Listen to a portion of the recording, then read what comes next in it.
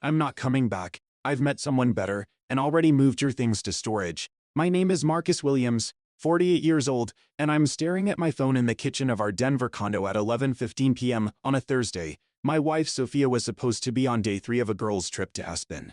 The text came with a screenshot of a bank transfer, $87,000 moved from our joint savings to her personal account. I set my phone down and finished my coffee. 12 years of marriage ended in 2 sentences and a screenshot. For months there had been signs. Weekend getaways that stretched longer. New workout clothes she never wore around me, phone calls that stopped when I entered a room. I noticed it all. I'm a financial analyst. Noticing discrepancies is what I do for a living. But I said nothing. Maybe that was my first mistake. Or maybe my first mistake was marrying someone who thought my career was just spreadsheets and boring numbers. I opened my laptop and checked one of my email accounts. One Sophia didn't know existed. 3 notifications from my bank security system. Someone had attempted to change passwords on accounts Sophia had never seen.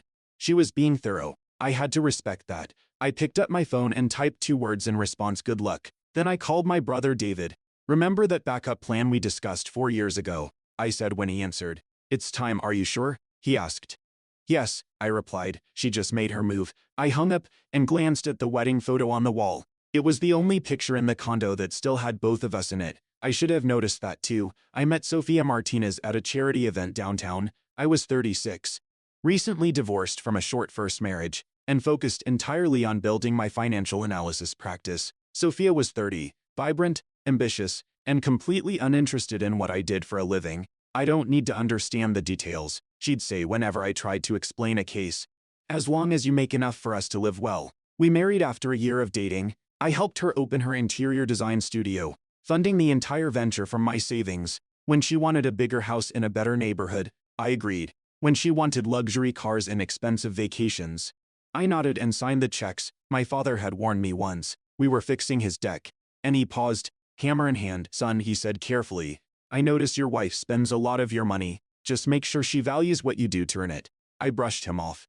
That the comment stuck with me. 6 years into our marriage, I began quietly restructuring my assets. Nothing illegal, just protective. I created 2 limited liability companies, established trusts, invested in crypto, and maintained offshore accounts for international clients. Sophia knew about our joint checking and savings, but nothing else. I watched as she became increasingly involved in fitness influencer circles. Her Instagram followers grew into the thousands. She started taking trips with her wellness community first weekends. Then full weeks you wouldn't enjoy it, she'd say. It's all yoga talk and juice cleanses. Last Christmas she forgot my birthday. When I mentioned it the next day, she bought me an expensive watch and said, I've just been so busy with the studio expansion. I accepted the watch, but that night I finalized the paperwork on my backup plan. The signs were all there. I just didn't want to see the full picture. The morning after her text, I woke up early and made coffee, same as always. Habits are hard to break even when your world has collapsed. I logged into my primary financial management system, custom built for my practice, but adapted for personal use. With a few keystrokes, I activated what David and I had designed years earlier. Operation Reset. First, I froze all joint accounts and credit cards. Then I triggered a fraud alert on the $87,000 transfer. Using my banking contacts to expedite the process, I sent documentation proving financial misconduct to my attorney, along with instructions to file for divorce immediately. Then I called my mother. Sophia's left me, I said simply. She took the money and moved my things out while she was supposedly on vacation. My mother was quiet for a moment. I'm sorry, Marcus, she finally said, but I can't say I'm surprised. What are you going to do? What I've been preparing to do for years. I replied, protect what's mine. An hour later my phone lit up with Sophia's name. I declined the call. 10 more calls followed, then a text, what the hell did you do? The money's gone and my cards don't work. I didn't respond. Instead, I drove to the storage facility listed in her text. Using the code she'd sent, I retrieved 2 boxes of my clothes and my laptop. The rest of my belongings, family photos, books, mementos from my father, were nowhere to be found. That's when something hardened in me. This wasn't just about money anymore. It was about 12 years discarded without a second thought. It was about someone thinking they could erase me from my home life. I stopped at a coffee shop and opened my laptop. Using financial databases only available to licensed investigators, I pulled up everything I could find on Jake Thompson. The fitness influencer Sophia had been tagging in photos for months, the someone better she'd mentioned. What I found confirmed my suspicions. Jake's gym business was leveraged to the hilt. 3 maxed-out business credit cards, a lease he couldn't afford. And Sophia had already co-signed on a car loan with him 2 months earlier. I closed my laptop and drove to a hotel. For the first time in years, I felt completely clear about what needed to be done. I wasn't angry anymore. I was focused. Monday morning I walked into my office as if nothing had happened. My assistant Valerie looked up, surprised. "Marcus, I thought you'd be taking time off. Sophia called here 3 times already." "Did you?" I said, not a question. She sounded upset. "Said there was a misunderstanding with your accounts and needed to reach you urgently." I nodded. "If she calls again, tell her to contact my attorney." By noon, Sophia had escalated from calls to appearing in person. The receptionist buzzed my office. "Your wife is here. She's quite insistent." I sighed and walked to the lobby. Sophia stood there. Designer sunglasses pushed back on her head, yoga clothes perfectly coordinated. She smiled when she saw me. The same smile she'd used for 12 years when she wanted something. "Marcus, there's been a huge misunderstanding with the bank," she said, loud enough for everyone to hear. "All our accounts are frozen." "Not a misunderstanding," I said quietly. "You transferred money without authorization. The bank flagged it as fraud." Her smile faltered. "It was our joint account. I'm your wife. You're my soon-to-be ex-wife who emptied our savings while informing me you'd moved out and found someone new. That's textbook financial misconduct." Her voice dropped to a hiss. "You cannot do this to me. I've already put deposits down on a new place. I've made commitments to Jake Thompson." "Yes, I know all about those commitments." Her face went white. "You're investigating me." "Just protecting myself from fraud." "I'll fight this," she snapped. "I deserve half of everything." I looked at her evenly. "Half of what's in those accounts?" "Sure, but you seem to be under the impression that's all there is." She blinked, confused. "What are you talking about?" "You'll find out in discovery," I said, then turned and walked back to my office. That afternoon I received an email from Sophia's newly hired attorney, demanding immediate access to all financial records and threatening to expose irregularities in my accounting practice if I didn't comply. It was an amateur move, a threat with no substance behind it. I forwarded it to my attorney with one line: "Proceed as planned." By evening, Sophia had rallied mutual friends to her side, my phone filled with messages asking why I was being vindictive and controlling.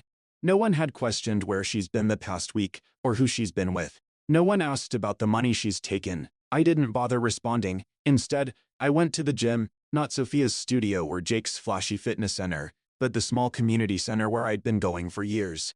I lifted weights until my arms shook, then drove back to my hotel room. The trap was closing, but not around me. 3 days later, my attorney called. "We found something interesting," she said. "Sophia's been siphoning money from your joint account for over a year. Small transfers at first, then larger ones." "To where?" I asked, though I already knew. "Multiple accounts, some to her personal savings, but most to a business LX registered to Jake Thompson, almost $65,000 total, and she used our joint funds as the source." "Yes, which means we can add financial infidelity to the divorce filing." I thanked her and hung up. I wasn't surprised, but confirmation still felt like a punch to the gut. Sophia hadn't just left me for someone else. She'd been planning it for over a year, funding her exit and her new boyfriend's business with my money. That night I received a text from an unknown number: "You need to back off. Sophia deserves better than you. Don't make this uglier than it needs to be." Jake Thompson getting involved directly. Interesting. I drove to my brother's house the next morning. David worked in digital security, the perfect complement to my financial expertise. We'd collaborated on cases before, but this was different. "I need everything you can find on Thompson Fitness LX." I told him. "Bank records, loans, credit applications, everything." David raised an eyebrow. "Legal channels only, right?" "Of course, we're just connecting public dots faster than most people could." 3 hours later, we had our answer. Jake Thompson wasn't just in debt, he was underwater. His social media portrayed success, but his business was failing. The new equipment, the expansion, the promotional events, all funded through risky loans and, more recently, Sophia's investments. But there was something else, something Sophia couldn't have known. "Look at this," David said, pointing to his screen. "Thompson applied for a small business loan 4 months ago, used the gym equipment as collateral." "That's normal," I said. "Yeah, but look who co-signed." I leaned forward. The document showed Sophia's signature on a $140,000 equipment loan. "She co-signed before she left you," David said quietly. "But here's the kicker. The loan specifies joint responsibility with her spouse. They used your marital status to secure better terms." I stared at the screen. "She put my assets on the hook for his loan without my knowledge." "Exactly, and there's more. 3 credit cards, a car lease, and the new commercial space rental, all co-signed by Sophia, all leveraging your marital assets as security." I stood up and walked to the window outside. Kids were playing in the yard next door. Oblivious to the adult complications of the world, she has no idea what she's done, I said finally. And neither does he. The next morning I met with my attorney and laid out everything we'd found. I want to move quickly, I told her, before they realize what's happening. She reviewed the documents and nodded. We'll file for emergency asset protection today. The loan fraud alone is enough to freeze everything until the divorce is settled. That afternoon I drove to Thompson Fitness. The gym was sleek and modern, with motivational quotes painted on the walls and Jake's face plastered across the entrance. Inside, 20-somethings in expensive workout gear took selfies between half-hearted sets. Jake spotted me immediately. He was taller in person, with the artificial tan and capped teeth of someone who'd built their career on appearance. He walked over, hand extended. Smile perfectly calibrated. You must be Marcus, he said. Sophia's mentioned you. I'm sure she has, I replied, not taking his hand. We need to talk privately. His smile faltered, but he led me to his office, glass-walled, visible to everyone but soundproof. What can I do for you? He asked, closing the door. I placed a folder on his desk. This is every financial document connecting you to Sophia. Loans, credit cards, leases, all co-signed using our marital assets as security. He picked up the folder cautiously. I don't understand. It's simple. Sophia used our marriage to back your business loans. Now we're divorcing, and those guarantees are invalid. The color drained from his face as he flipped through the pages. These are all legitimate business arrangements between Sophia and me. Maybe, but the banks approved them based on our combined assets and income, assets she no longer has access to. He closed the folder. What do you want? Nothing from you. I just thought you should know what's coming. The banks will be calling those loans due very soon. Sophia said you were wealthy, he said, a voice hardening. That money's not an issue for you. Money's never been the issue. I replied, trust was. I stood up to leave but paused at the door. One more thing. When Sophia moved out, she took some items of sentimental value to me. Family photos, my father's watch, things money can't replace. He stared at me for a long moment. I'll see what I can do. I nodded and left. The next day, a courier delivered a box to my hotel. Inside were the missing photos, my father's watch, and other personal items. No note included. That same afternoon, my attorney confirmed the emergency asset protection had been granted. All shared assets would remain frozen until the divorce was finalized. I logged into my financial management system and reviewed the alerts. Sophia had attempted to access our frozen account 19 times in the past 24 hours. She'd also tried to open a new credit line using our home as collateral. Denied. My phone lit up with Sophia's name again. This time I answered. What have you done? She demanded, voice shaking. The bank called in Jake's loans, all of them. They're seizing the equipment tomorrow. That's unfortunate, I said calmly. This is vindictive, Marcus. You're destroying him to get back at me. I'm not doing anything to him. I'm simply protecting myself from fraud. You used our marriage to secure his loans without my knowledge or consent. That's illegal. We can work this out, she said, voice softening suddenly. Come home, we'll talk. 12 years of marriage, and she still thought I could be manipulated that easily. There's nothing to work out, I replied. The divorce will proceed. The fraud investigation will continue. And Jake will learn an expensive lesson about due diligence. I ended the call and blocked her number. That night I slept better than I had in months. 3 weeks later, I sat in a conference room as Sophia and her attorney arrived for our court-ordered mediation. She looked tired, the designer outfit and perfect makeup unable to hide the strain. Her attorney spoke first. My client is willing to be reasonable about the division of assets, despite the aggressive tactics employed thus far. My attorney smiled politely. That's good to hear, because there's been a development. She slid a document across the table. The bank has completed its fraud investigation. They've determined that Sophia forged Marcus' signature on multiple loan documents, using their marital assets as collateral without his knowledge. Sophia's attorney skimmed the document, face paling. We'll need time to review this. Of course, my attorney said, but you should know that the bank has already referred the matter to the district attorney. This meeting is a courtesy before criminal charges are filed. Sophia stared at me, eyes wide. Criminal charges, Marcus, you can't be serious. I met her gaze steadily. I didn't file the charges. The bank did. That's what happens when you commit loan fraud. Her attorney whispered something in her ear. She shook her head vehemently. If Ms. Martinez is willing to sign our proposed settlement agreement today, my attorney continued, Marcus is prepared to provide a statement to the bank that could mitigate the criminal implications. He won't press charges for the theft of personal property or the unauthorized transfer from the joint account. I watched as Sophia's carefully constructed world collapsed. She's expected anger, jealousy, perhaps even begging. She hadn't expected consequences. The settlement is generous, I said quietly. You keep your studio. which was always profitable. You keep your car and personal belongings. You receive no alimony, and you assume responsibility for the debts you incurred in my name. And Jake, she asked, voice barely audible.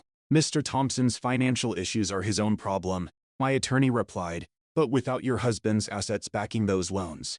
I understand the bank has already begun repossession proceedings. Sophia signed the papers without further argument. As we left the conference room, she caught my arm. I never thought you'd fight back like this, she said. You always just went along with everything.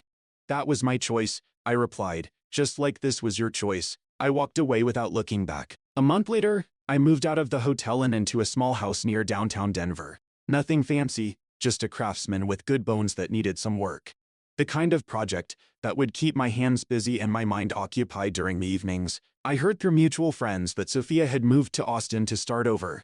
Her Instagram showed city views and inspirational quotes about new beginnings. Jake's gym had been sold to a national chain, and he's relocated to Miami to expand his brand. Neither of them mentioned what had happened. People rarely advertise their failures. My brother David stopped by one Saturday to help me install new cabinets in the kitchen. Heard anything from Sophia? He asked as we measured for the hinges. No, I said, and I don't expect to. You know you could have taken her for everything. The fraud charges alone would have ensured that. I shrugged. What would be the point? She's no longer my problem. We worked in comfortable silence for a while, the rhythm of measuring, cutting, and mounting creating a meditative state. I'm thinking of taking some time off, I said eventually. Maybe drive up to Colorado Springs, do some hiking in the mountains. Dad would like that, David replied. You haven't been there since he passed. That evening, after David left, I sat on my back porch with a glass of bourbon. The neighborhood was quiet, with only the occasional dog bark or child's laugh breaking the silence. Different from the upscale community Sophia had insisted on. More real somehow. I thought about the last 12 years. How I'd allowed someone else to define my life, my worth. How I'd noticed the signs but chosen to ignore them. How when the moment came, I'd been prepared because some part of me had always known this day would arrive. I didn't feel victorious. I didn't feel vindicated. I just felt free. The next morning I called my office and told them I'd be taking 2 weeks off. Then I packed my truck, locked up the house, and headed toward the mountains. No itinerary, no expectations, just the open road, and for the first time in years, no invisible ledger of resentments to balance. Thanks for watching. Hit subscribe to check out more stories on my channel.